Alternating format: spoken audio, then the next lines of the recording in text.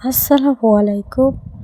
তো আপনি কি জানেন সবরের প্রতিদান কত বড়? আল্লাহ তাআলা কোরআনে বলেছেন, নিশ্চয় ধৈর্যশীলদের প্রতিদান অগণিত ভাবে দেওয়া হয়।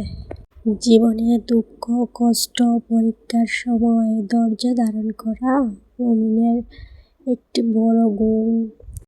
যে ব্যক্তি আল্লাহর উপর ভরসা রেখে সবর করে, আল্লাহ তার গুনাহ মাফ করেন, মর্যাদা বাড়িয়ে দেন এবং উত্তম প্রতিদান করেন। তাই কোনো কষ্টে হতাশ হবেন না। আল্লাহর উপর ভরসা রাখুন, নামাজ আঁকড়ে ধরুন এবং সবর করুন। আল্লাহ কখনো এই ধৈর্যশীল বান্দার পরিশ্রম অশ্রু বৃথা যেতে দেন না। তো সবাইকে আসসালামু আলাইকুম, ধন্যবাদ।